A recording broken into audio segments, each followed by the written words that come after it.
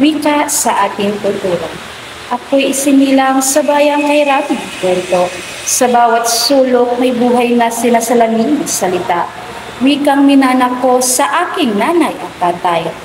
Sa kanilang kwento, lungkot saya ang nananahan dito. Ang wika ko'y hindi lamang titik at tunog. Ito'y alaala ng ating kasaysayan. Dito nakaukit ang ating pagkatao, ang ating pagkakakilanlan. Sa bawat po at opo ay may dangal. Sa bawat kamusta ka ay may pagmamalasakit. Ang kultura ay hindi lamang sayaw at kanta. Ito'y paraan ng pamumuhay, ng paggalang, ng pag-ibig. Sa salitang bayanihan, natuto akong mag-iisa. Sa kapwa na lamang may puso ang pagmamalasakit. Wika ay tulay sa ating kultura. Ito ang isinulit na bumubuo sa ating pagkatao.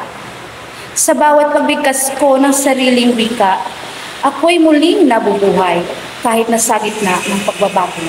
May bahagi ng sarili kong totoo, buo at Pilipino.